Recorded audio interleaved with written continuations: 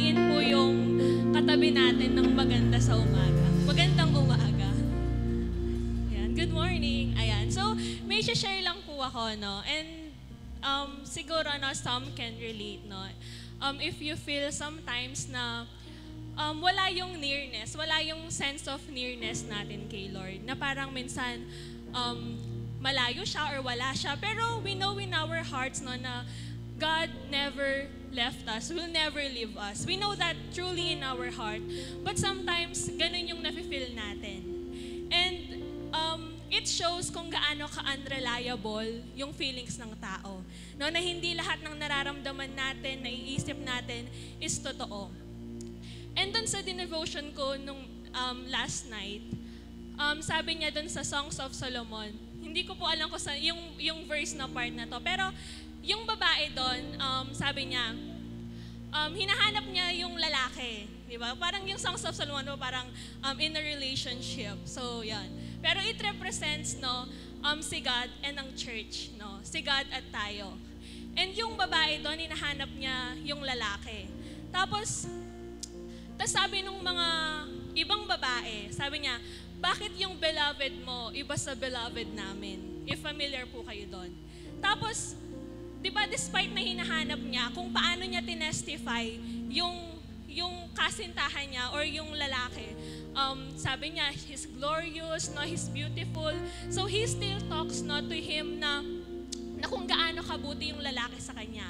And then he felt, no, tapos nung tinanong siya ulit kung nasaan, nalaman niya na kung nasaan, nasa garden daw siya. And ganun din po tayo, no, kapag na-feel natin, no, na ang layo ni Lord or parang hindi natin maramdaman si Lord, no, patuloy lang tayong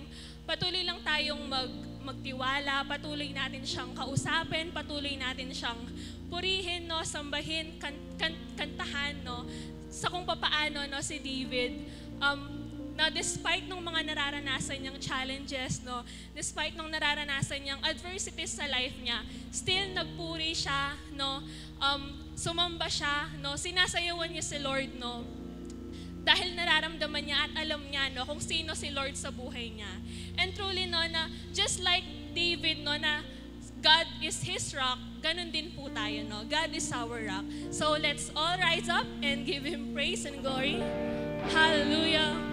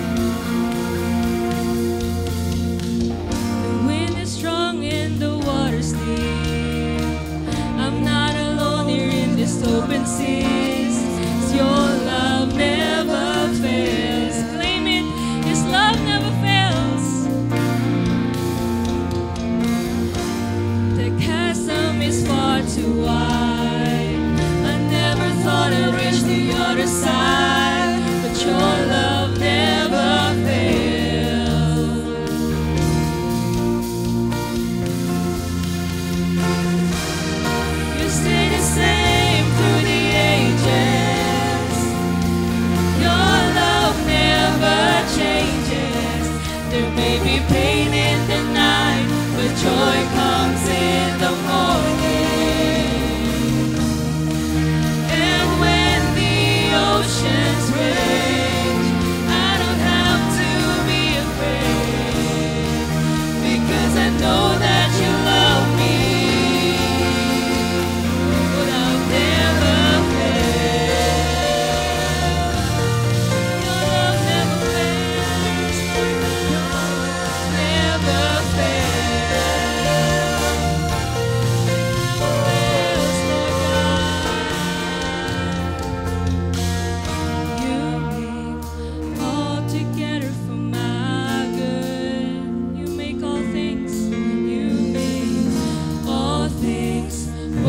Together for my good. All things work together for my good. You make all things work together for my good. All things work together for my good. You make all things work together for my good.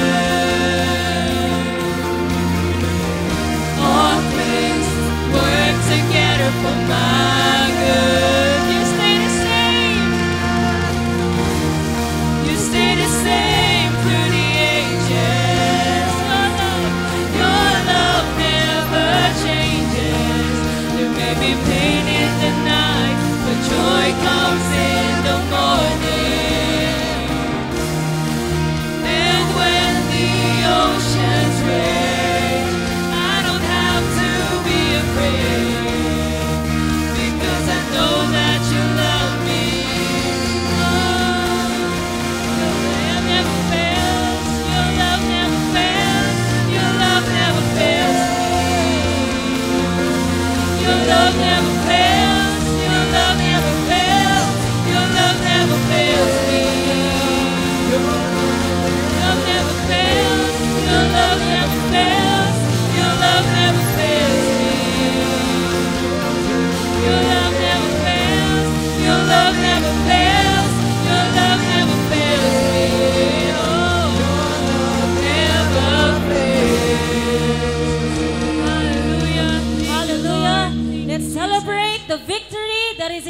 Because of Jesus.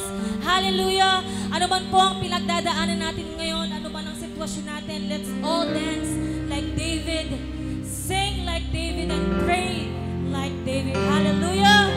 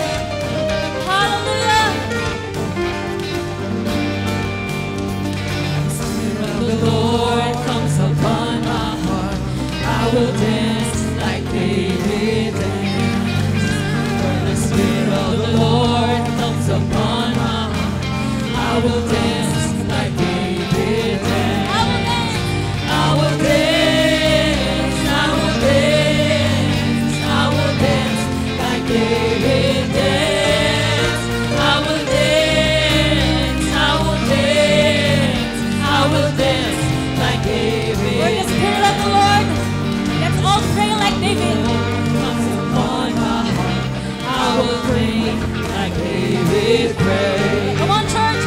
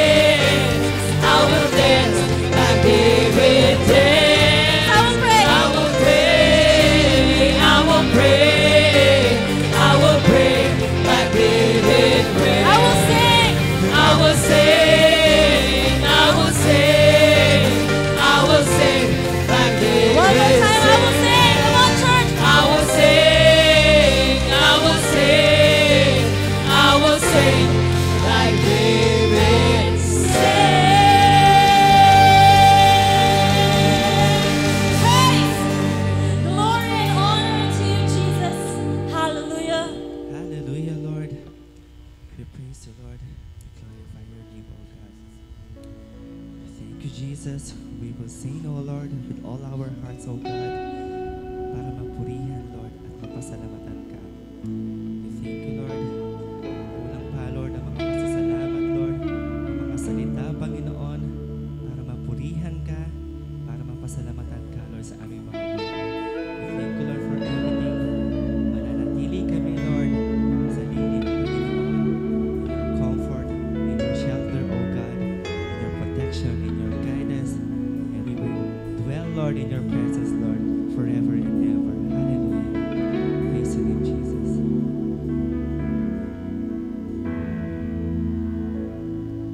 Panginoon, ang nais ko,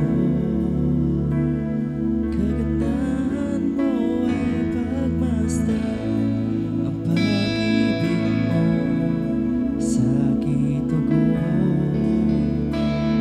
kailan ay di bababayaan, sa'yo lamang matatagpuan, sa'yo lamang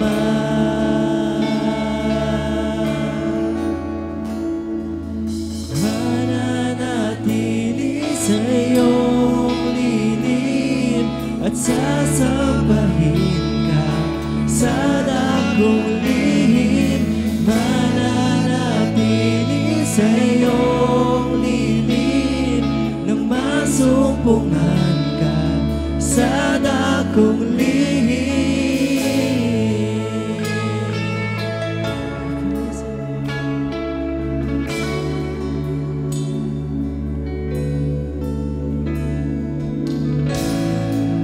Panginoon, ang ngalan mo ay kalinga at sandigan ko, di magbabago pangako mo. Salita mo'y panghahawakan, sa'yo lamang matatagpuan, sa'yo lamang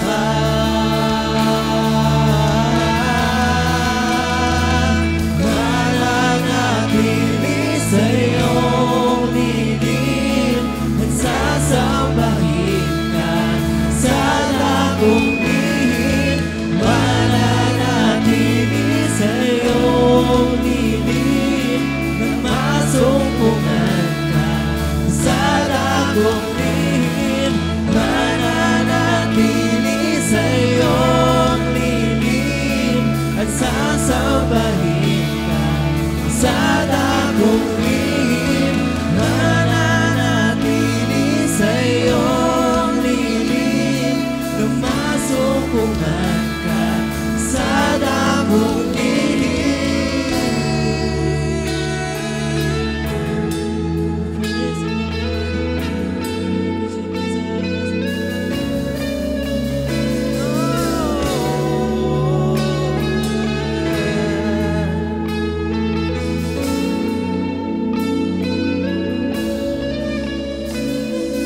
ang papuri ko ay tanging sa'yo, sa'yo lamang inialay, O Panginoon, ang puso ko sa'yo magpakailanman. Ang papuri ko ay tanging sa'yo, sa'yo lamang inialay, O Panginoon, ang puso ko sa'yo magpakailanman. Ang papuri ko ay tanging sa'yo, sa'yo lamang inialay, O Panginoon, ang puso ko sa'yo magpakailanman, mananatili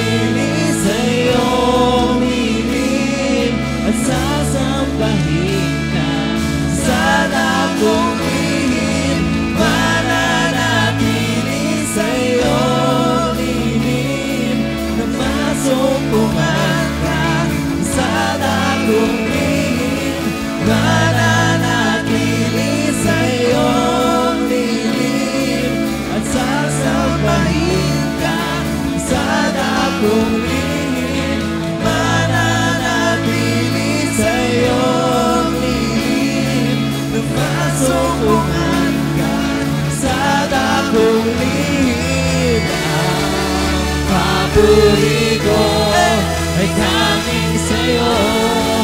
Sa'yo lamang inialay, O Panginoon, ang puso ko. Sa'yo magpakailanman, ang papuri ko ay tanging sa'yo. Sa'yo lamang inialay, O Panginoon, ang puso ko. Sa'yo magpakailanman, mananatili sa'yong lingid at sasambahin ka sa dakong lihim. Mananatili sa'yong lihim na masumpungan ka sa dakong lihim. Mananatili sa'yong lihim at sasambahin ka sa dakong lihim. Mananatili sa'yong lihim nang masumpungan ka sa dakong lihim.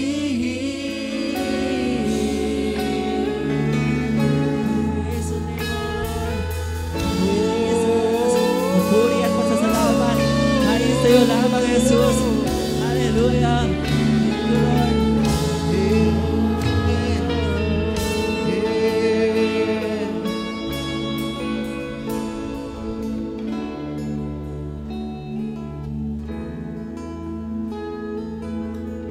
Hallelujah, Lord God.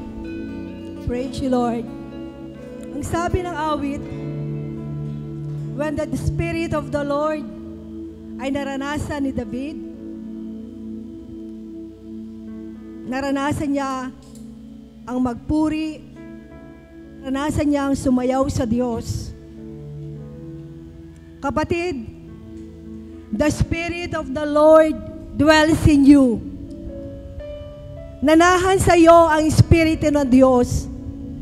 Kaya anumang oras, pwede mo siyang pasalamatan, pwede kang sumayaw, pwede kang magpuri, pwede kang manalangin, pwede kang umawit sa Diyos. Hallelujah, Lord. Kapatid, you just acknowledge the presence of the Holy Spirit in you. Oh, let us give our praise and thanks to God. Oh, hallelujah, Lord. Oh, I praise you, Lord. Hallelujah. Oh, thank you, Lord God. We praise you, Lord God. Hallelujah. Oh, we praise you, Lord. Thank you, Lord, for your presence.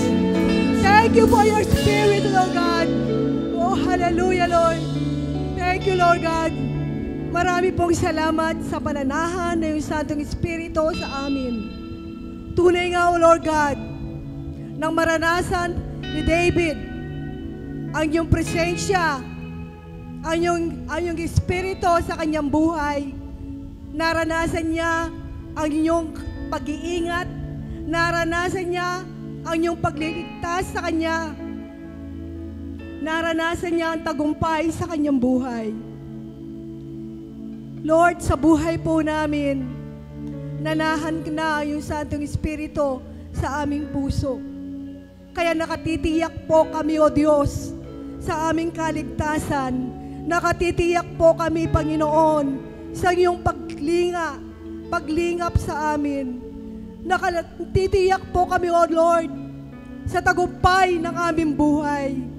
Dahil ang tagumpay ni David ay kayo, O Diyos. Kaya sa buhay po namin, O Lord, patuloy po namin kinikilala ang iyong pag-iingat, ang iyong proteksyon, ang iyong pagpapala, ang iyong kapayapaan, ang kagalakan. Patuloy namin in-acknowledge, O Lord, ang tagumpay na nagmumula sa inyo, Lord God. Kaya salamat po, Panginoon. Salamat, Lord God. Kaya sa buhay po namin, O Diyos, mananatili kami sa inyo. Mananatili kami sa inyong mga salita. Mananatili, O Lord, na aming kilalanin ang aming bagong pagkatao, ang aming bagong pagkakilanlan, that we are a child of God, that we are blessed, we are favored, Lord God, that we are holy, we are righteous. Salamat, Panginoon. Salamat dahil, Panginoon, you've made us a good standing before you, Lord God. Hindi na namin kailangan i-prove ang aming sarili. Dahil sa ginawa ng aming Panginoon Jesus, ito ay sapat na, O Lord God, para kami ay maging katanggap-tanggap sa inyong harapan. And we thank you, Lord, for what you have done for us. We thank you, Lord, in the mighty name of Jesus. Amen.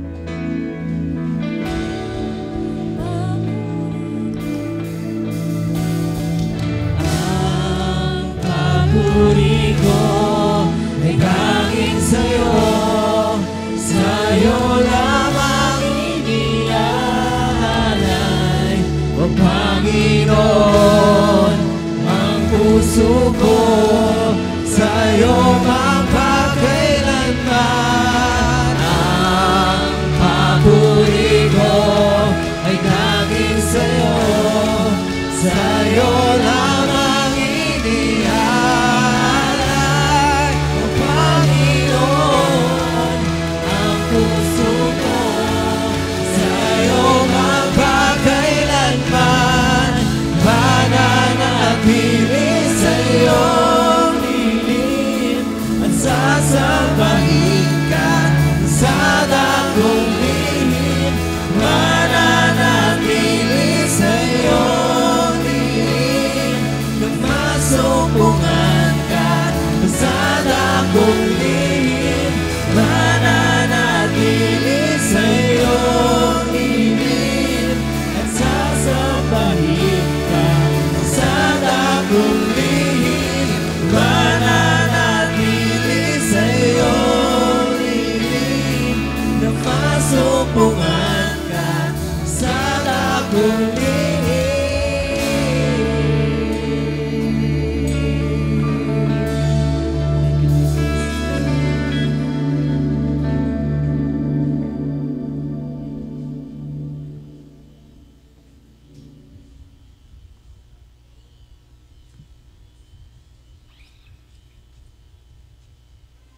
Amen. Hallelujah.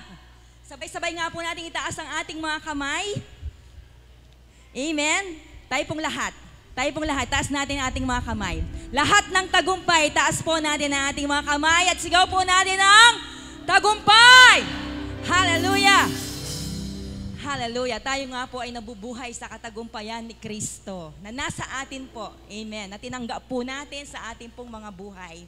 And as we exercise, as we declare kung sino po ang ating Diyos, yun po tayo at patuloy po nating nararanasan yun sa ating pong mga buhay. Hallelujah! Sa ipo'y manalangin sa ating pagkakaloob. Maraming salamat po, O Diyos, sa araw na ito. Muli, kami po, Panginoon, ay nasa inyong harapan, O Diyos. At patuloy na ipinapahayag na tunay nga pong kami ay nananatili, O Diyos, sa iyong kalinga. Nananatili sa iyong mga pagpapala, nananatili sa iyong kabutihan, sa iyong katapatan, O Diyos. Panginoon, patuloy po naming sinasambit, patuloy po naming ipinapahayag na kung wala kayo, kung kami hiwalay sa inyo, O Diyos, ano nga po ba ang aming magagawa? Panginoon, wala po.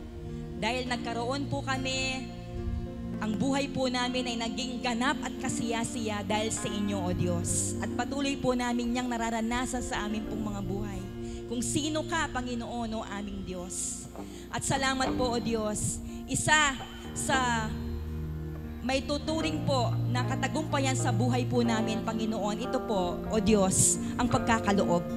Tunay nga po, Panginoon, ikaw na ang siyang aming dahilan. Ikaw na po ang aming pong tagumpay, O Diyos. Ikaw po ang patuloy naming kinikilalang nagbibigay ng lahat ng bagay, O Diyos. You are our source, Lord God, in everything. Sa lahat po ng aspeto ng aming buhay, Panginoon, ikaw po ang pinagmumulan At tunay nga pong isang buhay na ganap at kasiya-siya ang ibinigay mo po sa amin, O Diyos. Hayaan niyo po na magpasalamat kami. Hayaan niyo po na patuloy ka namin kilalanin, Panginoon, sa amin pong mga buhay. Ang katagumpayan na binigay po ninyo sa amin, Panginoon. Even in giving, Lord God.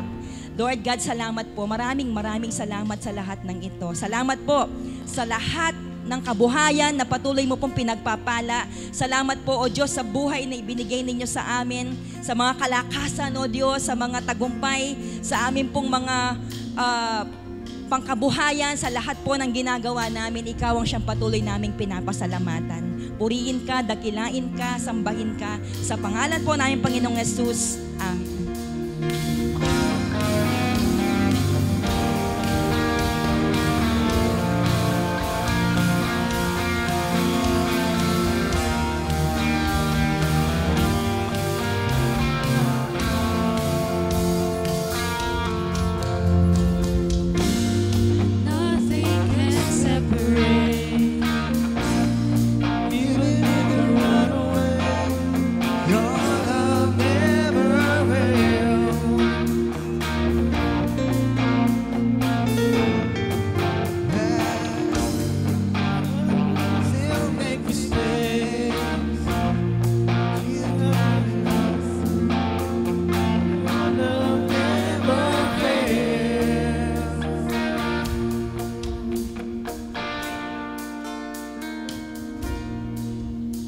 Good morning po. May announcement lang po kami, mga youth officers. So, ayan po, A Journey of Faith Testimonial Night. So, we invite po all of our fellow youths na mag-join po sa ating Testimonial Night on September 6. That is Saturday, 5 p.m. Ayan, yung mga anak po natin, yung mga anak po na youth, i-encourage po natin sila na mag-attend. Sorry po, technical issues.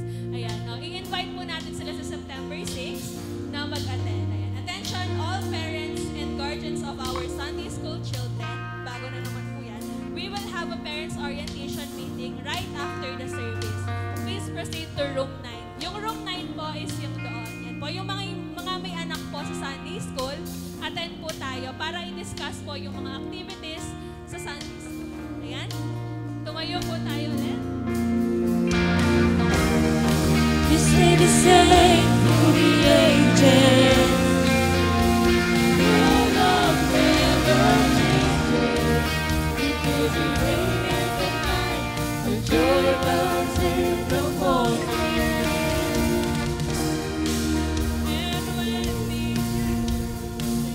Habang nagkakamayan po kayo, welcome po natin si Ronalyn Manaloto, Sister Ronalyn Manaloto, invited by Jaira Manaloto. Hanapin po natin siya.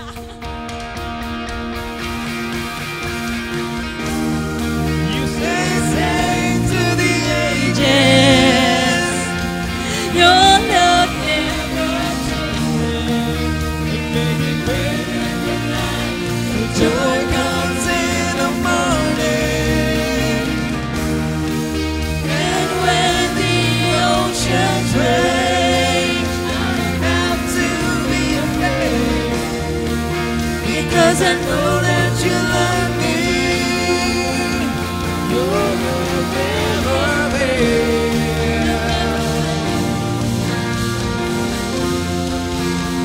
Your love never fails.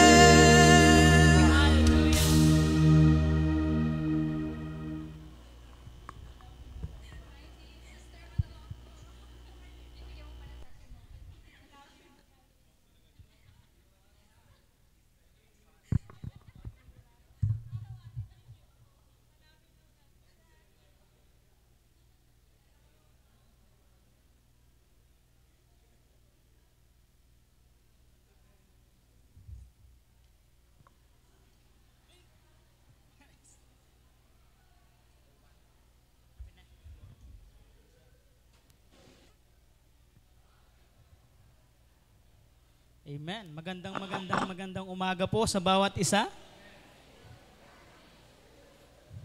Amen. Purihin ang Diyos. Nandyan yung katabi mo ngayon. Amen. Praise God.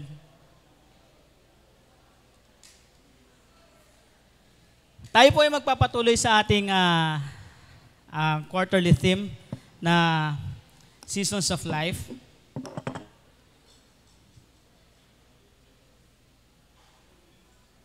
Amen. Marami pong mga seasons sa buhay ng isang tao. And marami rin mga stages sa buhay po natin. Okay? Pag sinabi nating season, yan ay dumadaan. Dadaan yan at lilipas din. Di po ba? Kagaya po nung isang Sunday na nabanggit na halimbawa tayo po ngayon ay nasa season ng tag-ulan. Okay?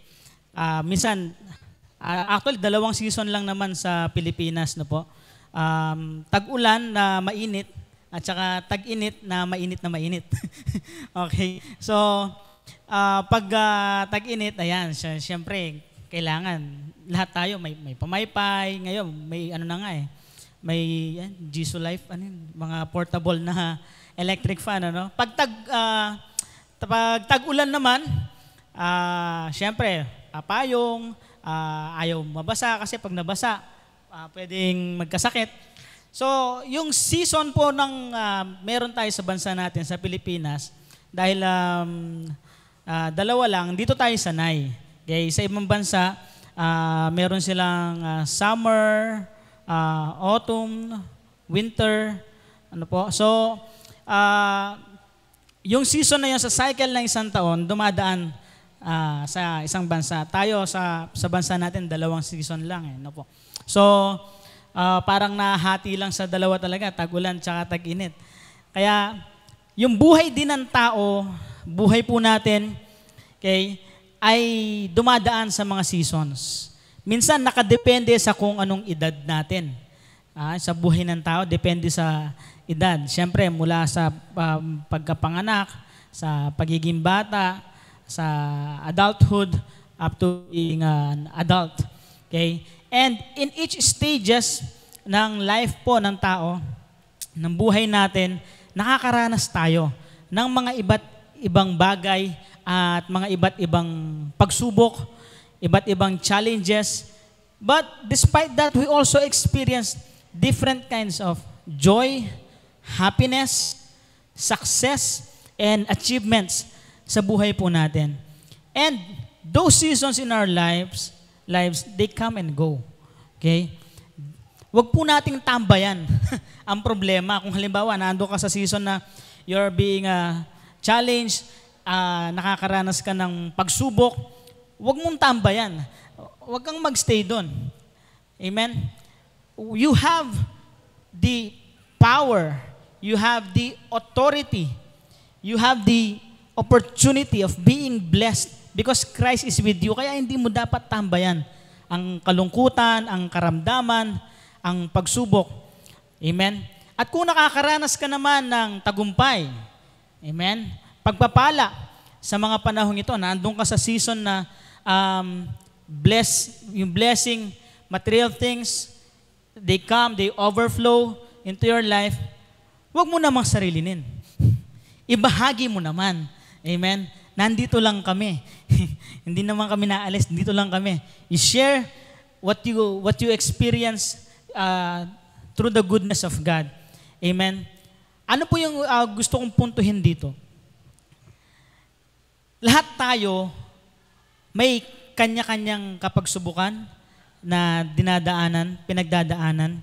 Meron din tayong mga moments at seasons sa buhay natin na tayo ay nakaranas at nakaranas ng tagumpay, ng pagpapala, ng kabutihan ng Diyos. Ibig ba sabihin kapag naandun na ako sa kapagsubukan ay hindi ko na nararanasan ang kabutihan ng Diyos? Hindi po.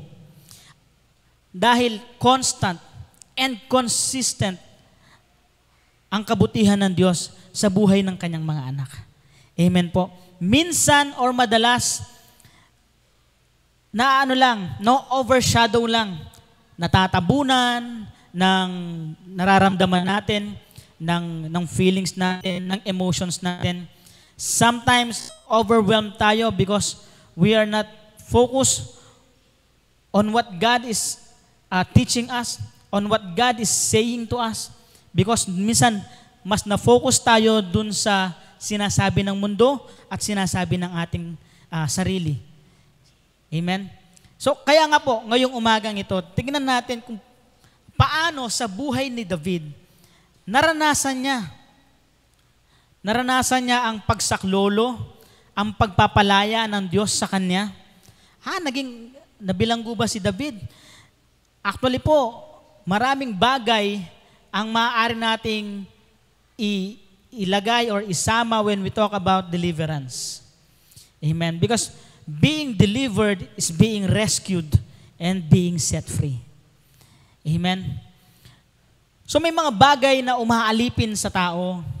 At dito po sa pag-aaralan natin ngayong umaga, sa awit ni David, sa kanyang isinulat sa 2 Samuel chapter 22. And even ito po ay naisulat rin sa Psalms 18. Amen? Makikita natin kung ano yung mga pinagdaanan ni David. And while reading this, while meditating this, hindi lamang nasa labas ang kaaway ni David. Hindi lamang si Haring Solomon na tumutugis sa kanya at Haring Saul na nais siyang patayin. Hindi lamang po yung mga Pilisteo, hindi lamang yung mga bansang nakapaligid sa kanya, but more so, even from within himself. Kung mababasa po natin ito, makikita natin na parang mas malaki pa yung kalaban ni David na nasa sa kanya kaysa dun sa mga nasa labas. Sige po, tingnan natin. In this morning, we're going to talk about the seasons of deliverance, amen, in the life of David. Because David being delivered from the enemies and praising God for victories. Basahin po natin yung 2 Samuel chapter 22, verse 1 to 51. Awit po kasi ito. Amen?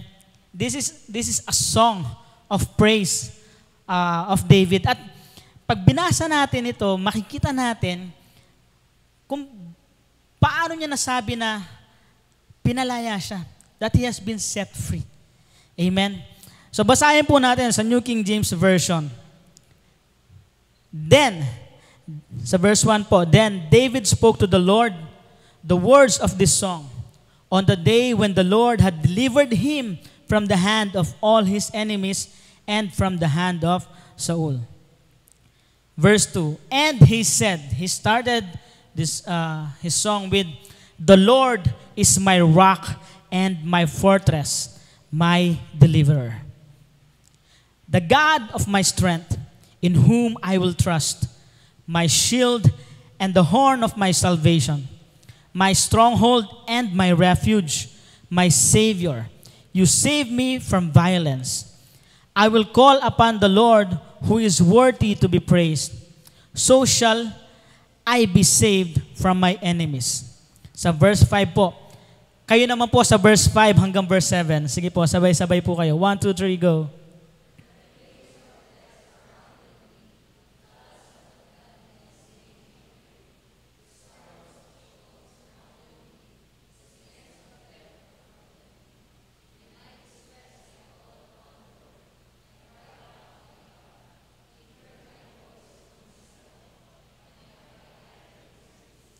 Verse 8, then the earth shook and trembled. The foundations of heaven quaked and were shaken because he was angry. Verse 9, smoke went up from his nostrils and devouring fire from his mouth. Coals were kindled by it. Verse 10, sige po, your turn.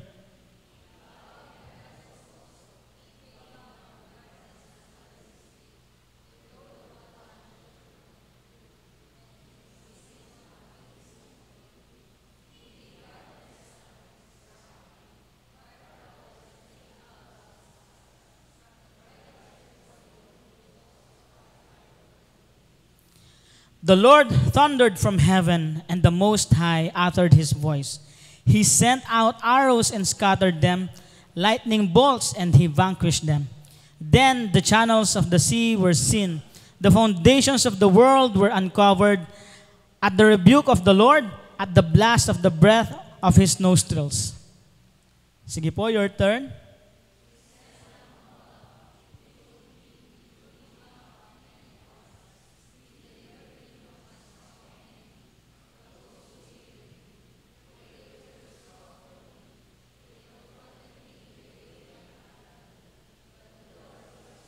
Amen. Praise God. Verse 20.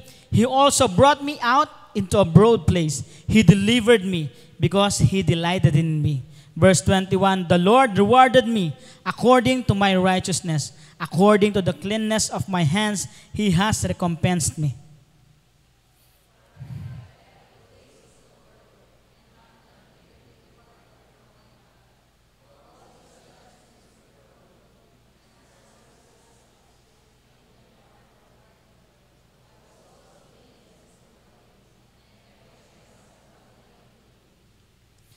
Therefore, the Lord has recompensed me according to my righteousness, according to my cleanness in his eyes.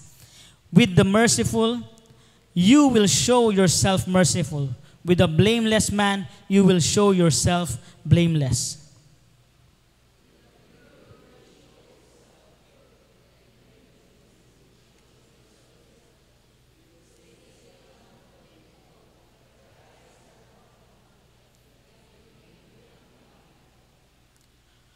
For you are my lamp, O Lord.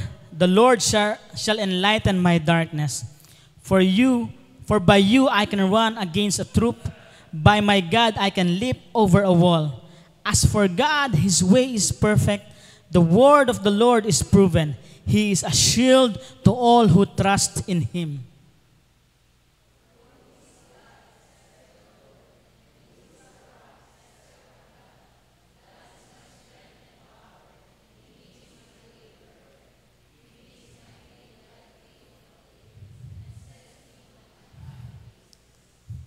He teaches my hand to make war, so that my arms can bend a bow of bronze. You have also given me the shield of your salvation. Your gentleness has made me great. You enlarged my path under me, so my feet did not slip.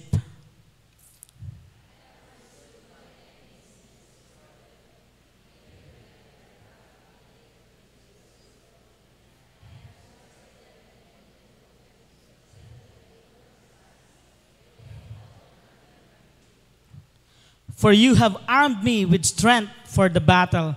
You have subdued under me those who rose against me.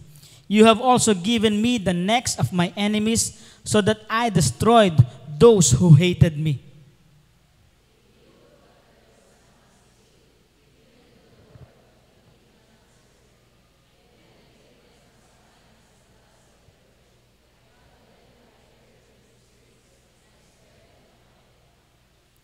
You have also delivered me from the strivings of my people. You have kept me as the head of the nations. A people I have not known shall serve me. The foreigners submit to me as soon as they hear. They obey me.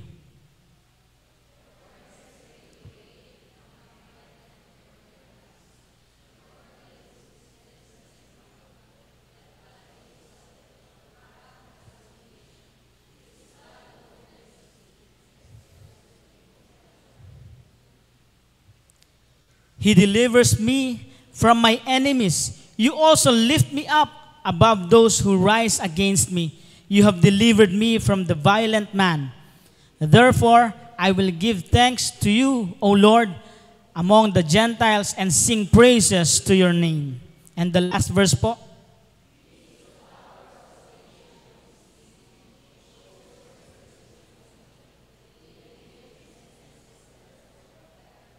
Amen. Hallelujah. Sabi po, this is a song of praise of David. Ito po ay awit niya. Awit ng kanyang pasasalamat at pagpupuri sa Diyos kung paano siya iniligtas at pinalaya ng Diyos. Na, sa awit po na ito, in this song, David worships God for his awesomeness and thanks him for protecting him from his enemies. Sino-sino nga po ba yung mga naging kalaban ni David? From the time that he was ay pastol, a shepherd, nakakalaban niya na yung mga mababangis na hayop na gustong lapain, no, kainin yung kanyang mga tupa. So from there on, from the start, talagang he knows how to battle with wild animals. Okay? And then comes Goliath. Okay? At naging matagumpay siya laban kay Goliath. Sa mga Pilisteo, the Philistines are also considered his enemies. Then, King Saul himself, okay, si Haring Saul, okay, na ilang beses na gumawa ng paraan para siya ay tugisin at patayin. Okay? So, although may mga pagkakataon din naman na si David mismo ay mayroong pagkakataon para patayin si Haring Saul, pero sa paggabay ng Diyos sa kanya ay nabigyan niya yung kanya sarili. Okay? And then, merong mga hostile nations that surrounds him. Yung mga bansa na nasa paligid niya. At yung mga iba't ibang lahi na gusto siyang patayin at tugisin. Okay? And even Absalom, his son, who started a war with him para i-dethrone siya as king. At siya ang maupo bilang hari. And meron ding isa na Benjamite when David was fleeing or flying from Jerusalem, ay merong itong si Shimei na anak ni Gera na gusto siyang patayin sa pamamagitan ng pagbato. Dahil sinisisi siya sa mga nangyayaring hindi maganda at sa pagka-abduct, pagka-kidnap, pagiging captive ng maraming mga Israelita. And also the temptations and sins were also counted by David as his enemies. And even David himself. Because David also has internal struggles. Meron siyang mga battles within himself. Meron siyang mga nag-struggle din siya emotionally. Okay? May mga emotional turmoil si David na nararanasan during yung mga trials na pinagdadaanan niya sa buhay niya on those seasons of his life. Okay? Si David, dahil ito pong Psalm 22 at yung 2 Samuel chapter 22 at yung Psalm ay awit, more on metaphorical po. Metaphorical po yung mga mababasa natin doon. Because lyrics siya. Kung sa ngayon, a song is considered, yung mga lines niya were considered as lyrics. Kumbaga, words na inaawit. Amen? So, metaphorical para mga figurative speech, no? Figures of speech yung ginagamit. Meron siyang mga tinutukoy doon na hindi naman directly yun yung meaning. Kumbaga, may iba siyang interpretation or may iba siyang tinutukoy. Because 2 Samuel 22 is considered nga po as a praise of a song of praise of David from God's deliverance at sa kanyang mga victories. Ngayon, isang halimbawa ng metaphorical, talakay lang natin ng konti at kung paano naranasan ni David kay yung pag-deliver ng Panginoon sa kanya, yung pag-rescue at pag-set free ng Panginoon sa kanya sa lahat ng kanyang mga naging kaaway, tumutugis at nagbabanta sa kanyang buhay, and even to himself. Amen? Sabi nga po dito sa verse 5 ng chapter 22. Ito po, tignan natin. When the waves of death surrounded me. Ayan, metaphorical expression po yan. Yung waves of death that surrounded me, okay, may also mean overwhelming danger and threat. Okay? Na kinaharap ni David. Overwhelming. Kasi nakakita na po ba kayo ng alon na malalaki, matataas na alon? Okay, nung dati kami Palawan, sumakay ng bangka, lilipat from one island to another. Doon sa island na pinanggalingan namin, maaraw, maganda yung alon, maganda yung klima. Nung lilipat na kami ng isang isla, biglang madilim doon sa pupuntahan naming island. At nung papalapit na kami, nakikita ko po yung alon. Kung ito yung bangka na sakay namin, yung alon po parang mataas pa po sa building na to from where we are. So, dahil hindi po ako marunong lumangoy, kinabahan na ako. Kasama ko po si 13. Baliktad po, ako po yung nakahawak sa kanya. Nakahawak po ako sa kanya, tapos nakahawak ako doon sa katig na isa. Kasi natatakot ako at hindi na ako nagsasalita. Tapos, nung malakas na yung alon, mahangin na, ginawa po ng bangkero, ganun palang gagawin. Papatayin nila yung makina ng bangka at minamaniobra nila. Talagang, yung panalangin ko talaga ay talagang, yung kung literal lang na makikita yung kabog ng salo ko, ng dimdim ko, siguro gumaganon yung damit ko sa sobrang nervyos, no? So, waves of death, okay? It might be an overwhelming challenges in the face of danger and death. Kumbaga, maraming pagkakataon si David ay nakaranas ng mga near-death experiences. Sino na po bang nakaranas dito ng near-death experiences? Yung pagpikit po ninyo ay parang napakaliwanag, no? Kasi I have experienced so many near-death experiences. Okay? So, sa bisikleta, no, sa motor, everything. Naalala ko pa si Brother Je, no, Je, dati, di ba? Okay, near-death experience kasi ang bilis nung motor. Tapos, ang liwanag. Yung pala, binanggana kami ni Brother Jeremiah. Ang kasko, matagal na yun, no, Je? No, tapos, sinahanap po si Brother Je kung nasaan. Wala na, nandun na pala sa tabi. Okay? So, there are many times that I experienced those things also. And dito medyo makaka-relate ako kay David. Although not in the face of your enemies. Siguro kasi that time, kung nakakapanood po kayo ng mga pelikula minsan, ng mga war, mga battles or war, pagka nakaka-capture nila yung hari or yung king, hindi naman simple yung pagpatay sa hari. Ilalagay talaga sa napakalaking kahihiyan yung hari bago siya patayin. At madalas, pinupugutan ng ulo sa harap ng kanyang mga sundalo, sa harap ng kanyang bayan. Minsan, hinahang yung katawan sa harap ng kaharian.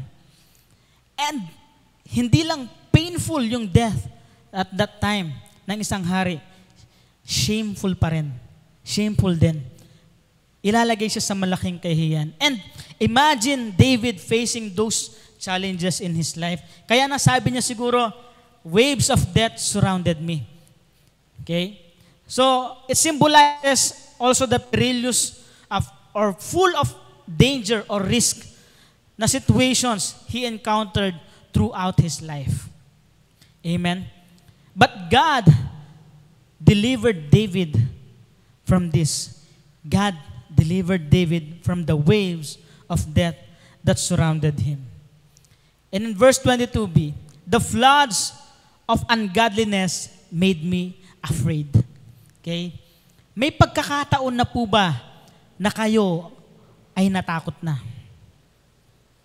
O kayo po ay may lahi ni Andres Bonifacio na atapang-atao, adi atakbo? Okay. Nakaranas na po ba kayo ng takot? Amen? Anong naramdaman ninyo? Pwede niyo pong i-recall ano yung feeling or emosyon na naramdaman ninyo when you face or encounter yung bagay or situation na nakakatakot? Di po ba nakakatakot? Okay. Kanina pong bago kayo umalis sa bahay, nagsalamin po kayo. Natakot po ba kayo o natuwa po kayo? Okay. So, baka may iba kayo nakita sa salamin no? Okay. So, also David, sabi niya, A floods of ungodliness made me afraid. Again, this is a song. Metaphorical po ito. So, 51 po, 50 verses po yon, mahaba kung iisa-isahin lahat natin ng mga metaphorical meaning ng mga lyrics. That's why we're just giving something. Amen. So, nandyan lang po ang 2 Samuel 22 at Psalm 18. Pwede niyo pong basahin. Okay, pwede niyo pong awitin at ituloy niyo po yung pinag-aaralan natin ngayong umagang ito. Okay? So, few verses lamang po. Okay? Sabi sa Brisbane version, the torrents of chaos overwhelmed me. Okay? So yung overwhelming and chaotic challenges, ito po yung tinutukoy dito ni David. Okay? Very overwhelming. Nakaka-overwhelm. Kumbaga, when we say parang na-overwhelm ka, itang may bigla ka, mo na agyo. Okay? Balam, may pakirot ka at makanyan. Balam, parang nung dumating yung yung electric bill mo, hindi ka nag-aircon, hindi ka na nagbibintilador, naka-oras lang yung TV, no? Yung ilaw lagi naman patay. Pero nung dumating yung electric bill mo, makaka-overwhelm. Tapos, nagkukusot ka na lang, dumating yung electric bill, nakaka-overwhelm. Tama kanta, ang daming bayarin. No? Sa bayarin pa lang, minsan overwhelming na. Yun po, di ba? Yung parang lalamunin ka lahat ng gastos, ng bills. One aspect lang ng buhay natin yon. Pero sometimes na-overwhelm tayo. What about David in his time? Okay? Kalahi niya, gusto siyang patayin. Ibang nasyon, ibang lahi, gusto rin siyang patayin. Okay? Yung mga taong pinaglilingkuran niya at pinagsisilbahan niya, yung mga tao, yung bansa kung saan ibinuhos niya yung kanyang buhay at yung lakas upang i-lead sila, upang gabayan sila sa tagumpay laban sa mga bansang nakapaligid sa kanila, were also the same people, most of them, or some of them, okay, na gusto siyang mawala at gusto rin siyang tapusin. Kaya nga po, nasabi niya that the floods of ungodliness made me afraid. At yung floods of ungodliness could also refer dun sa mga tao na hindi mananampalataya, na hindi kumikilala sa Diyos noong mga panahon na yon. And this could also mean, okay, there are thoughts and words of unbelievers and ungodly that was with David in his journey, in his life. So merong mga sumusulsol, merong mga nagsasabi at nagsasalita ng laban sa kanya na mga hindi rin mananampalataya na kasama niya within his circles. Okay? So tayo po ba, ano po ang pinapakinggan natin? Are we listening to the words and thoughts of this world, of those ungodly people, or we listen to what God is saying to you? We listen to what God is saying to us. Ano ang pinapakinggan natin na tinig? Ang tinig ng Diyos or ang tinig ng mundo or ng mga tao na hindi mananampalataya na nakapaligid sa iyo? Because why? Why? Kung patuloy tayo makikinig sa sinasabi ng mundong ito, walang ibubunga kundi takot. Walang ilalagay sa puso natin kung hindi takot. Samantalang ang salita ng Diyos na siyang patuloy nating pinakikinggan at itinatan sa ating mga puso, magbubunga ito ng tiwala sa Kanya. Magbubunga ito ng saya, ng galak, at ng confidence na kaya natin managumpay sa mundong ito. Amen? In 2 Samuel 22 verse 6, the sorrows of Sheol surrounded me. Sa Sheol, yung ang Hebrew word ng Sheol po ay afterlife. So maybe, o pwedeng hukay, or hindi siya actually grave or libingan eh. It is a place where the soul of the dead come.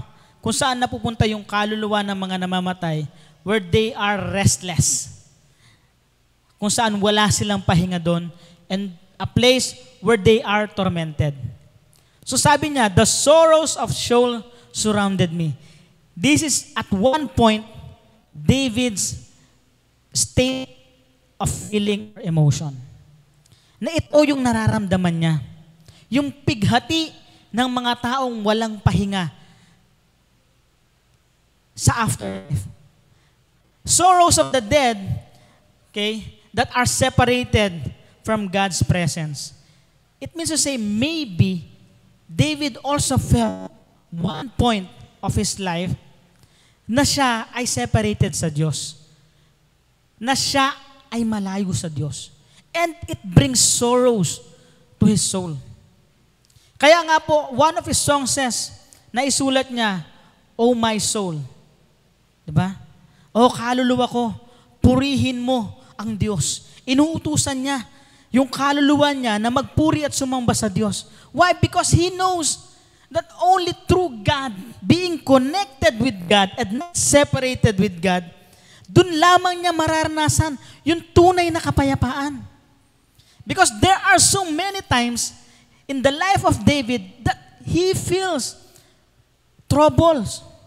Nararamdaman niya at nararanasan niya yung kagulumihanan ng kanyang kaisipan. So when we are at the state at na hindi natin alam kung ano ang ating gagawin, na tayo ay naguguluhan, our minds are being troubled, let us command our soul to praise the living God. Amen? Probably ito rin po ay tumutukoy sa kamatayan or pagkawala ng mga mahal niya sa buhay. Okay? Because marami na malalapit sa kanyang close to him, na namatay. Okay? So, he experienced and he saw a lot of the people of nation of Israel being murdered, being killed in the battlefield. That's why, kaya po siguro nasulat niya rin itong lyrics, itong part na to, that the sorrows of Sheol surrounded me. Amen. And sa verse 22, chapter 22, verse 6b, the snares of death confronted me. Okay? This may signify or this may mean, ito po ay maaaring mga hulugan, yung mga patibong or traps na sinet ng mga kaaway niya laban sa kanya. Okay? Wherein in his journey sa laban, okay, and even in his own kingdom, may mga tao na gusto siyang maalis sa pwesto, maalis bilang hari. Isa na doon yung kanyang anak mismo. So he faces the snares of death. Kasi dati sa labanan, ginagamit yung snare kapag ka magmamarch na yung army, okay, kapag lalaban na sila at sasakupin na yung isang bansa, they use the snare drum, okay, to make a noise, a sound, okay, na pwedeng mag-intimidate, no, sa mga kalaban nila. And David experiencing and encountering intimidation, okay, in his life, a lot of times that he was intimidated. Okay? Even King Saul intimidated him. Okay? So, maraming bagay din po sa mundo na pwedeng mag-intimidate sa atin. Okay? Nariyan yung makita natin na we are less than the others, no? Na mas kulang ka, na hindi ka sapat, no? At sasabihin nun na you are not enough. You are not good enough. Okay? Kung yun ang maririnig natin, kung yun ang pakikinggan natin, okay, madadown talaga tayo. And could be or possible then that our soul, no, ay madidiskaril. Okay? But David, tumayo siya sa kung saan, kung sino siya sa harapan ng Diyos at alam niya kung saan siya nakatayo. That he stood on the rock of His salvation, a strong foundation, and that is God. Alamin natin po kung saan po tayo nakatayo or na hindi. Amen? At tayo ang mga ng Diyos, mananampalataya, tayo ay nakatayo sa ginawa na ni Kristo. Amen? Sa tagumpay na inilaan ng Diyos para sa atin. Hallelujah. In 2 Samuel chapter 22 verse 31, as for God, His way is perfect. The word of the Lord is proven. He is a shield to all who trust in Him. For who is God except the Lord? And who is a rock except our God? Now David in this song put everything into God's hands so he could have peace in his heart. Kasi kung iisipin niya lahat ng bagay na yon, malulugmok po siya sa situation niya. But he chose to believe and to put his trust in the Lord. Dahil alam niya na ang Diyos lamang ang matibay at matatag na muog niya. Siya ang matibay na bato kung saan maaari siyang tumayo at tumindig. Amen? Ang Diyos po sa ating buhay, He is our strong foundation. He is the rock of our salvation. Amen? Wala nang mas matibay pa. Amen? Wala nang mas matibay pa na bato kaysa sa Diyos. Amen? Kaya nga po, sabi nga po ni Pastor Edwin, ito po ay building natin ay matibay kasi may established semento. Established po yung semento ng building na ito hanggang sa ilalim. Amen? Let us put our hearts and root our hearts, okay, deep into God's Word so that maranasan what is a firm foundation is. Amen? Na kahit yumanig, ay mananatili tayong nakatayo. Kahit tayo ay yanigin ng pagsubok ng buhay na ito, mananatili tayong nakatayo, nakatindig, at nananatili tayong mananagumpay kay Kristo. Amen? Palakpakan po natin ang Diyos. Hallelujah. David delivered from his enemies in 2 Samuel 22, 33-34. Ang sabi niya po, God is my strength and power. Sabihin nga po ninyo, God is my strength and power, and He makes my way perfect. Hallelujah. Tatanungin ko po kayo, sa mga nakaraang pag-aaral natin patungkol kay David, in your point of view, POV, perfect po ba si David? Perfecto po ba siya bilang shepherd? Perfecto po ba siya bilang anak? Perfecto po ba siya bilang kaibigan? Bilang asawa? Bilang hari? Bilang tao? Is he perfect? No, he is not. Amen? Hindi po siya perfecto sa lahat ng aspeto na yon. Ikaw din, bilang ama, hindi ka perfecto. Bilang kapatid, hindi ka perfecto. Bilang ina, hindi ka perfect. Bilang anak, hindi ka perfect. Amen? We are not perfect. But, when we trust in the strength and the power of the Lord, He makes our way perfect. Amen? Amen? Hallelujah. Yung mga pamamaraan, yung buhay natin, we can live a life that is binded in the love of God. Yung buhay ni Kristo, yun ang ninanais ng Diyos na isapamuhay natin.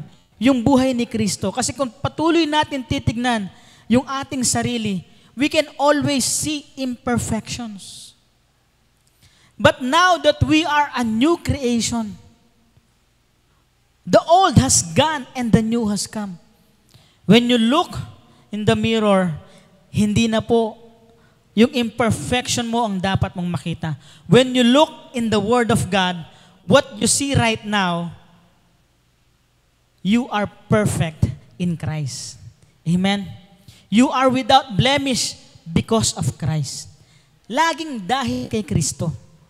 Amen po. Because on our own way, we could not be perfect.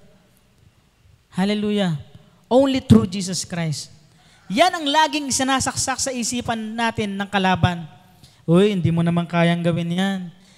Hindi ka naman mabait. O nagpapakabait ka, hindi ka naman mabait. No? Okay?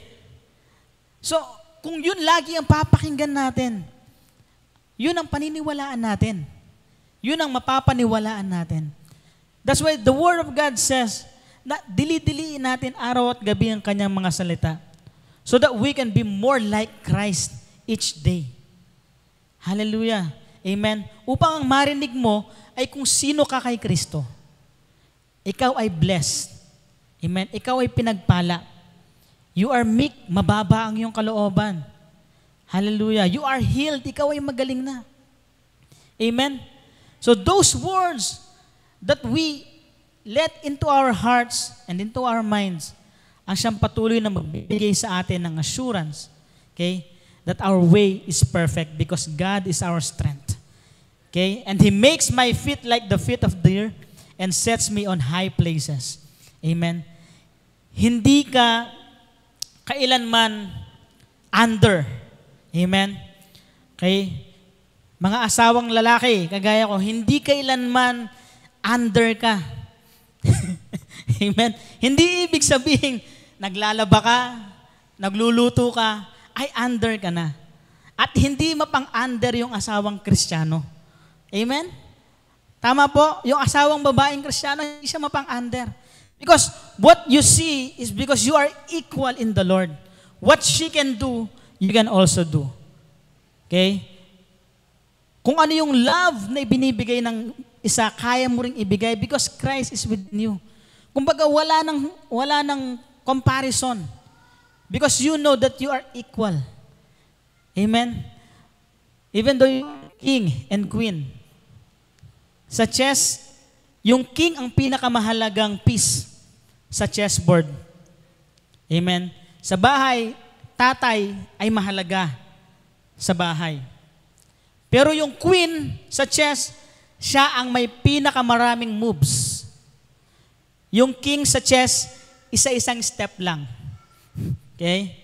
Tigi-tigi isang step lang. Pero yung queen, pwedeng pumunta kahit saan. No? So, we play different roles. Okay? And even in our lives, sa buhay mo ngayon, sa trabaho mo, sa bahay, no, sa ministry, you have your role. Amen? And there's no reason for us para magulumihanan, mag-alala, mag-worry in all things. Amen? Kung titignan natin sa chess, yung king, kaya ako ang ano ko doon, kaya tigo one step lang siya, okay? He doesn't have to worry where he is.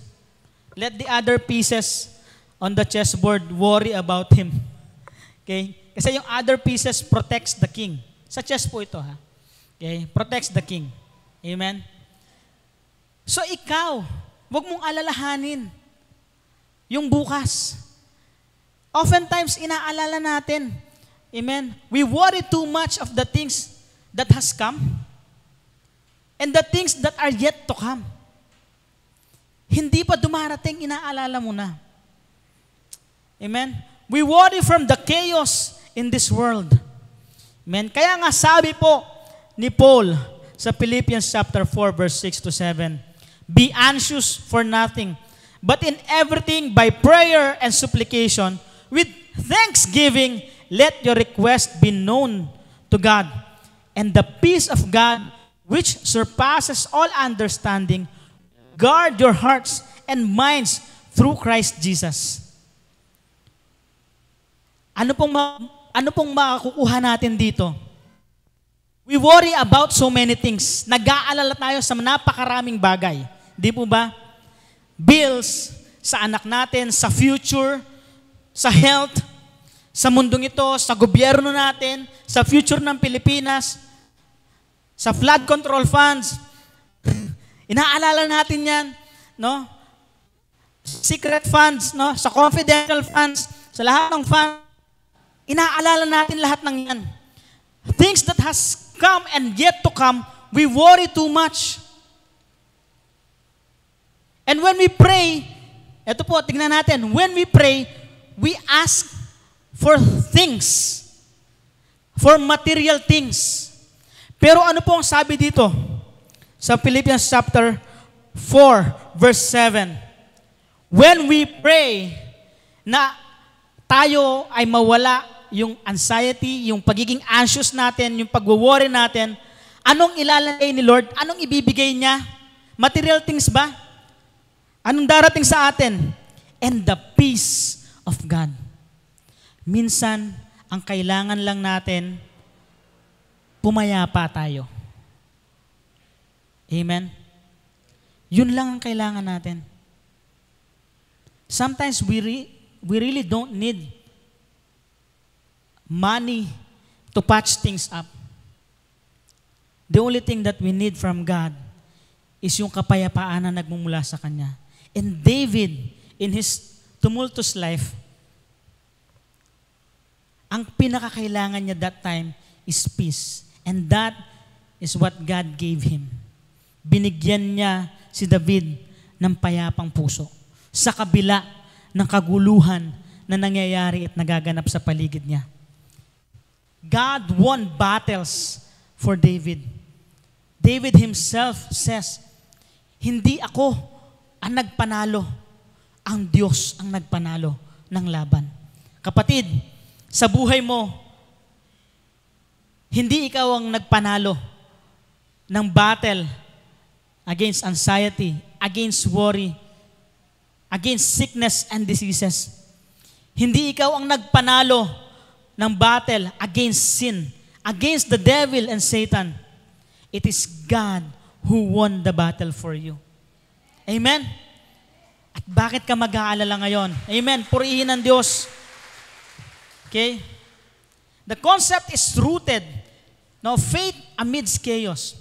Ang konsepto ng pananampalataya sa gitna ng kaguluhan ay nakaugat sa pangunawa na ang pananampalataya ay hindi passive belief. Hindi siya passive belief na ang Diyos nang bahala at ako ang kawawa. Hindi po. It's not a passive belief. But it is an active trust in God's power. Amen? In God's love, active trust. Nagtitiwala ka na ang Diyos, sinet niya na ang tagumpay sa'yo at handa mo na itong maranasan. Hallelujah. That even when circumstances appear dire or situation or event na parang imposible, minsan urgent, minsan terrible, pero alam mo na kaya mong pumayapa sa gitna ng lahat ng sitwasyon na ito. That is faith amidst chaos. Because you put your trust in the Lord. Okay? Ito po, hindi natin dinideny yung reality sa mundong ito. This is not denial of the reality of what is happening in this world or on your current situation. Pero po, hindi rin po natin madideny ang presensya ng Diyos sa buhay natin. Hindi rin po natin madideny ang katapatan ng Diyos sa buhay mo. Hallelujah. Purihin ang Diyos because our faith is rooted in the character of God. And God is faithful and He is just and He is a loving God. Amen? Napag-usapan natin yung chess kanina. Naranasan mo na ba na na-corner ka sa situation mo? Maybe at this time, at this moment, meron sa atin, merong iba sa atin na parang dead end na, naka-corner na. Maybe sa mga makakapanood sa YouTube natin, ay feeling mo dead end na at wala ka ng option, wala ka ng choice. Okay? That sometimes you feel that you are already defeated by life. No? Negative ka lagi. Tapos, hindi ka mahal ng mahal mo. Okay? So, hindi ka napopromote sa trabaho. Okay? You felt like you are not exceeding or nag-excel. You look on this photo. You look on this image po. Yan. Okay? Yan po ay isang sikat na painting sa isang museum. Okay? It's sa museum sa Louvre. Okay? So, ito pong painting na ito ay nagpapakita ng dalawang taong naglalaro ng chess. Okay? And, yung nakapula, yan, nanlilisik ang mata, depicted as the devil or Satan. And the other, on the photo, is yung tao. Okay? Si Satan, balik mo kay Satan. Pag tinignan ka niya, ganyan ang tingin niya sa'yo. Okay? Nanlilisik. Wala ka na. Okay? Talo ka na. Tapos, ikaw, ganyan ang itsura mo. Baka ngayon, ganyan ang itsura mo. Problemado, no? Depressed, anxious. Okay? Ang title po ng painting nito is Checkmate. As you can see on the board, yung mga magagaling sa chess is Pastor Francis. Si Josiah, magaling sa chess. Nagcha-champion sa chess. Makikita nyo dyan, kaya checkmate, akala nila, checkmate na. But if you will notice, on the chessboard, hindi pa po checkmate yan. Hindi pa po checkmate. Why? Because the king still has its one move. Amen? Hallelujah. The king still has one move. Kaibigan, kapatid, ang hari ng mga hari, may isa pang move sa buhay mo. May isa pa siyang move. Hindi ka pa checkmate. Amen? God still has one move in your life. He still has one move in your son. Still one move in your spouse. Still one move in your business. Still one move in your career. He still has one move.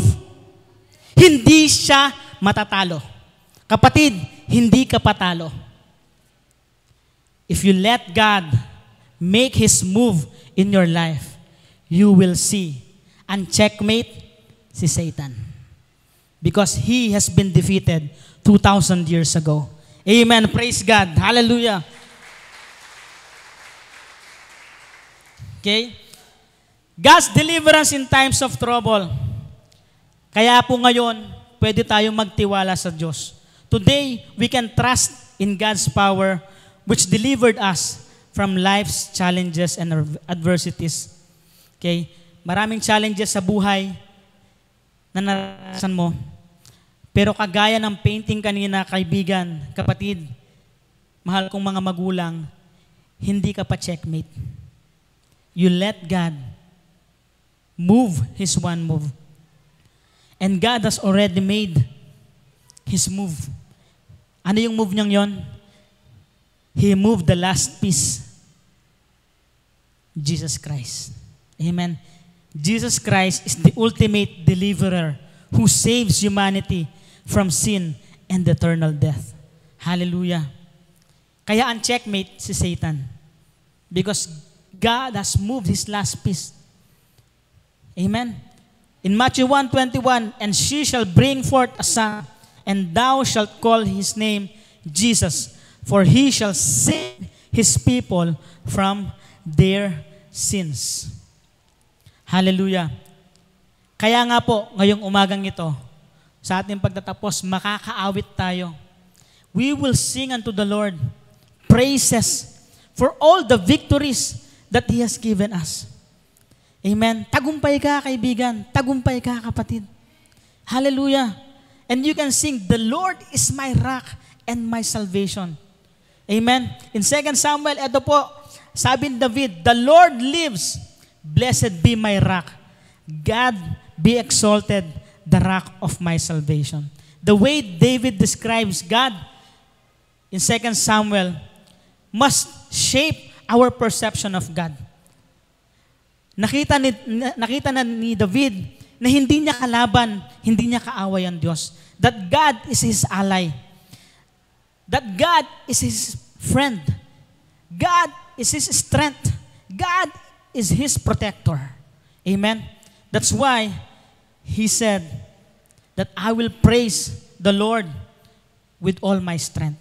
Hallelujah.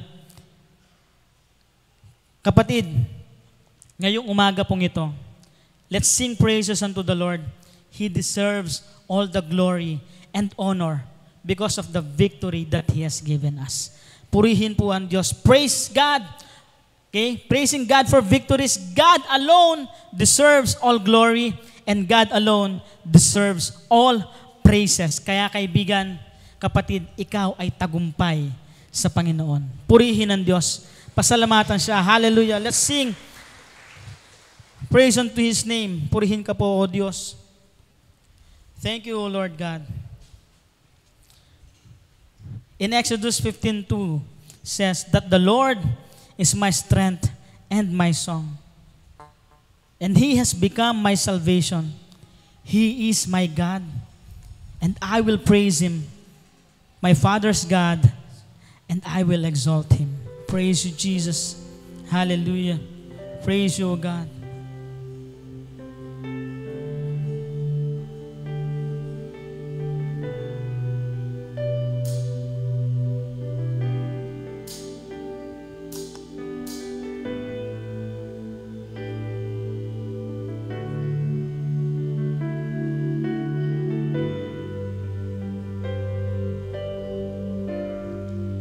For you alone deserve all glory. For you alone deserves all praise. Father, we worship and adore you. Father, we long to see your face. For you alone deserve all glory. For you alone deserve all praise. Father, we love you and we worship you this day. Come on, let's praise Him. Let's worship Him. He deserves the highest praise and adoration. He alone deserves your praises. Hallelujah. For you Oh, you alone deserve this, oh God. all praise. Father, Oh, we love you, Lord. We worship you, Jesus. adore you. Father, we long to see your face. For you alone deserve all glory. Yes, He deserves For you your glory. alone He deserves your praises. all Hallelujah. praise. Father, we love you and we worship you this day. Worship you, Jesus. For you alone deserve all glory. For you alone deserve all praise. Father, we worship and adore you. Father, we long to see your face. For you alone deserve all glory. For you alone deserve all praise. Father, we love you and we worship you this day. Praise you, Jesus. Praise you, God. Hallelujah. Father, we love you and we worship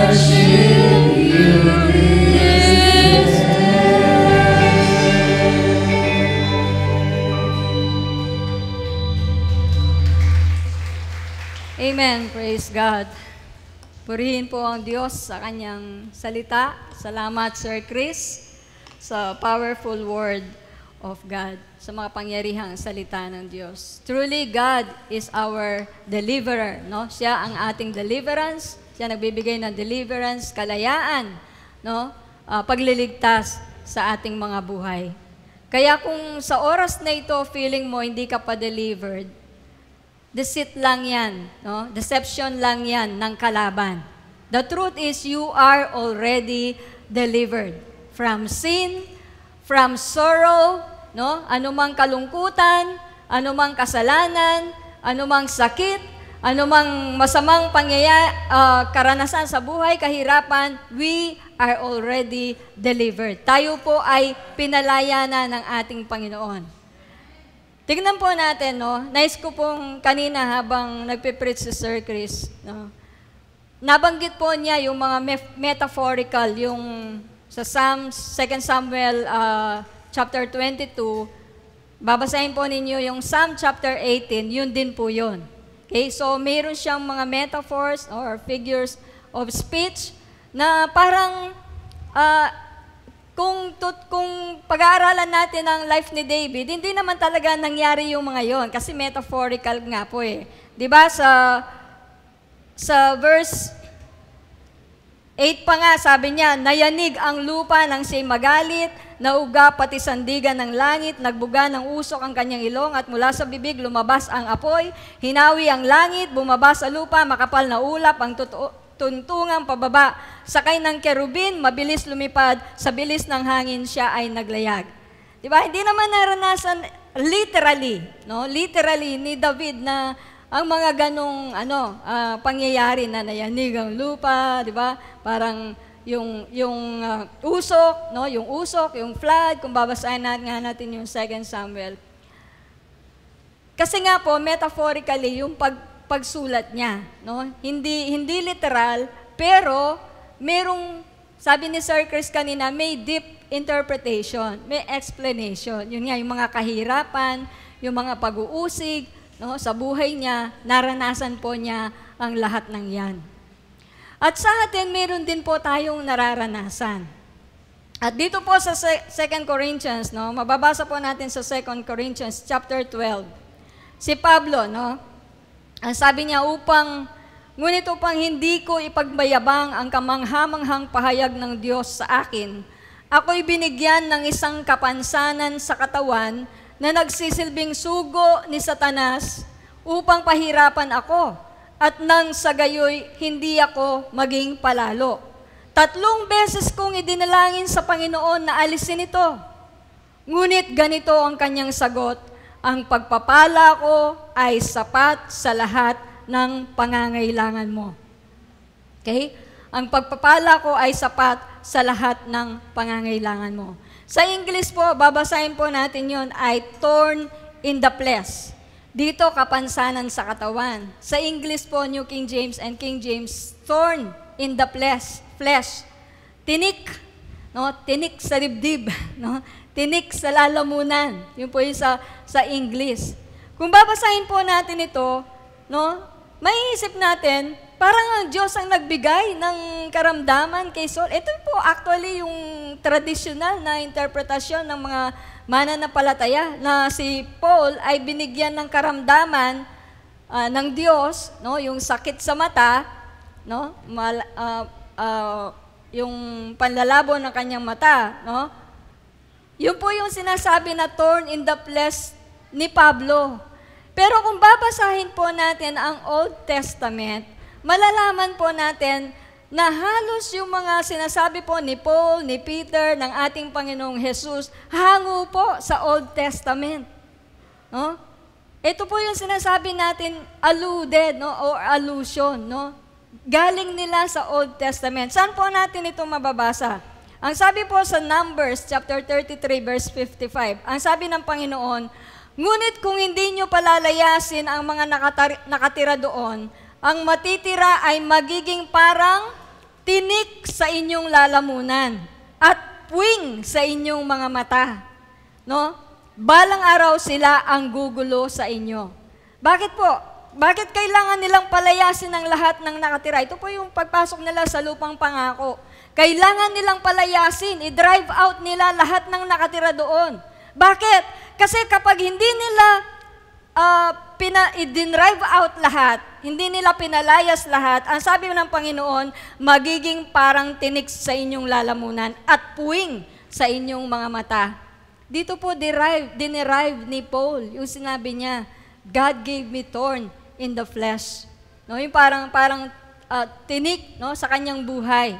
So hindi po karamdaman ang binigay niya kay Pablo. Traditionally, yun ang paniniwala natin. Pero kung babasahin po natin ang lumang tipan, thorn in the flesh ay yung, actually kay Pablo, yung mga umuusig sa kanya. No, katulad po ng mga natira sa lupang pangako na umuusig sa mga Israelites, naging tinik nga sila, di ba? Nahawa actually yung mga Israelites sa mga nakatira doon, no, sa pagsamba sa mga Diyos-Diyosan.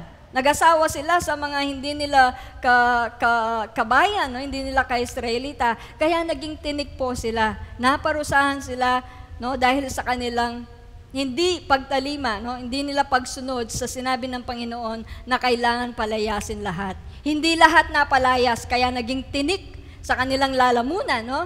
Puwing sa kanilang mga mata ang mga kalaban, no? Ang mga natira sa Israel. So ito po yung pinanggalingan na sinabi ni Pablo, no? Na binigyan ako ng Panginoon, sabi niya, sa Tagalog kasi, no? Pero sa English, basahin po natin sa English, I have a thorn in the flesh, no? Kapansanan sa katawan na nagsisilbing sugo ni Satanas upang pahirapan ako, at nang sa gayon hindi ako maging palalo. So 3 beses daw idinalangin ng Panginoon. No? Ito rin po kung minsan yung ginagawa natin, paulit-ulit nating hinihingi sa Panginoon. Panginoon, alisin mo na to, karamdaman ko. Panginoon, alisin mo na tong kahirapan na nararanasan ko. Panginoon, no? Palayain mo na ako sa mga utang. Panginoon, palayain mo na ako sa kasalanan ito. Panginoon, palayain mo na ako sa bisyong ito. Kung tayo ay tunay na mga anak ng Diyos, tayo po ay pinalaya na, sabi ko kanina. Lord, ang kailangan lamang po nating unawain, no, ay yung ibinigay ng deliverance sa atin ng Panginoon. Kasi kung hanggat hindi mo kinikilala yung deliverance o yung pagpapalaya ng Diyos sa buhay mo, mahihirapan kang tanggapin kung ano na ang estado ng buhay mo ngayon. No? Pero kung malalaman mo, maunawaan mo, kung ano nang mayroon ka, di ba? Ang sabi ng Panginoon, my grace is sufficient for thee. Sinabi ba ng Diyos, sige, aalisin ko na, Paul. Di ba? 3 beses, hiningi ni Pablo na alisin na, no, yung thorn in the flesh niya. Pero hindi po inalis ng Panginoon. Ang sabi ng Panginoon, my grace is sufficient for thee. Lahat po ba tayo na naririto, mayroon biyaya ng Diyos? Mayroon po tayong biyaya ng Diyos. At hindi lamang biyaya ng Diyos, mayroon tayong salita ng Diyos. Mayroon tayong banal na Espiritu, no? Mayroon tayong bunga ng Espiritu, no? Lahat-lahat ng kailangan po natin dito sa mundo ay ipinagkaloob na ng Diyos. Kaya, meron kang authority, meron kang kapangyarihan, no? Meron kang authority na binigay ng Diyos para ideklara mo, speak mo kung sino ka sa harapan ng Panginoon. No? Resist the devil and he will flee from you. Resist mo daw. Tanggihan mo. I-reject mo, i-rebuke mo, at siya ay lalayo sa iyo. Kaya anumang nagpapahirap sa buhay natin, anumang pong kabigatan, no, kahirapan na nagpapahirap sa buhay natin, let us declare what the Word of God says. Let us declare who we are in Christ. We are already delivered. We are already freed. We have already the peace of God. We have already the joy of God. Lahat po ay binigay na niya sa atin. Gamitin mo lamang ang kakayahan, no? Enablement, yung pong grace na yun, that is enablement. Binigyan ka ng kakayahan ng Diyos para mapagtagumpayan mo ang lahat sa buhay mo. That is grace. Yung po ay biyaya ng Diyos. You are able. You have the power. You have the authority. Just use the authority God has given to you. Amen po? At last po, si Pastor po, mayroon pong babanggitin din in addition sa ating pong talakayin.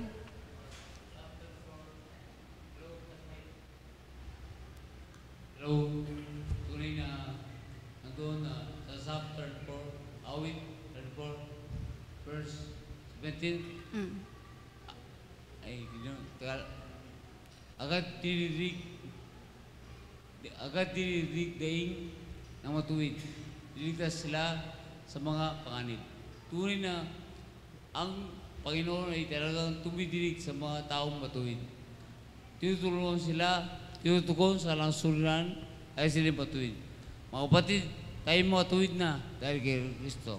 Amen. About sa ay matuwid, di dahil sa ating gawa, kundi dahil sa kay Kristo. Ay ikaw ay patuloy na pinakinggan, di ka niya lilimutin, di ka iiwan, at ikaw ay laging ililigtas sa lahat ng panganib sa iyong buhay. Kaya, Amen. ikaw at ako ay tunay na wala tayong kasalanan ni siya. Sabi, justified, we are justified. That's why we are peace with God. Meron tayong kapayapaan. Yan po ang Romans 1:5. Tayo may kapayapaan sa Diyos. May tunay na kapayapaan. Dahil tayo po ay malayang nakatawag, malayang nagpag-unay, malayang nagpag-fellowship sa Diyos sa ating mga buhay. Kaya ang sasabi natin sa Pinoon na tayo pinalaya at tayo tagumpay at masasabi natin lagi, tagumpay! Amen. One, Tagumpay. two, three. Tagumpay. Yes. Tagumpay. Tagumpay! Yes, Amen. thank you, Lord. Amen. God bless you. Amen. Thank you, Lord. Yes. Sige, kolusyon, my love. Amen. Prayer. Agad dinirinig daing ng matuwid, nililigtas sila sa mga panganib. Okay, yan po tayo because tayo ay matuwid sa harapan ng Diyos. Tayo pong lahat ay tumayo at manalangin. Hallelujah. Thank you, Lord God. Tunay nga po, Panginoon, na makakapagpuri po kami sa inyo. Maitatas po namin ang iyong pangalan, madadakila ka namin, mapupurihan ka namin, Panginoon. Maitatanghal namin, Lord God, ang iyong dakilang pangalan dahil, Panginoon, ibinigay mo na ang lahat para sa amin. Salamat po, O Diyos, for you are our deliverer, Lord God. Ikaw ang aming tagapagligtas. Ikaw, Lord God, ang tumutulong sa amin, Lord God, sa lahat ng panganib at sa lahat, Panginoon, ng napagdadaanan, Lord God, dito sa mundo. Salamat sa iyong biyaya, Panginoon. Tunay na sa pamamagitan ng iyong biyaya, Panginoon, kami nagiging malakas, O Diyos. Ang kapangyarihan mo ay nararanasan namin. You enabled us, Lord God, to overcome, Lord, anuman ang pasakit, anumang harassment, anumang oppression na ginagawa ng kaaway. In the name of Jesus, Lord, we have the power to overcome, Lord God. We have the power to overcome because you are with us. You are in us, O Lord God. Salamat po, O Diyos, ngayong umagang ito. Salamat sa iyong banal na Espiritu, Panginoon, na hindi lamang po sumaamin, kundi nananahan sa amin, Panginoon. So we can praise like David praised. We can dance like David danced. We can sing like David sang. We can praise like David praised. Salamat po, O Diyos, sa iyong mga salita. Nagpatuloy, Lord God, ang kalakasan, Lord, empowerment, Lord God, ay nararanasan po namin. At sa lingkod mo na ginamit ngayong umagang ito, salamat sa kanyang buhay, salamat sa kanyang pamilya, Panginoon. Patuloy mo silang ginagamit, Lord God, para sa iyong karangalan, para sa iyong kapurihan. Kaya ngayong umagang ito, Lord God, pinupuri ka namin, binibigay namin ang lahat, ang mataas, Panginoon, na papuri, pasasalamat, Lord God, mula sa aming mga puso, sa ngalan ng Ama, ng Anak, at ng Espiritu Santo, ang lahat ay magsabi ng Amen, Amen, Amen. God bless you all. See you next Sunday.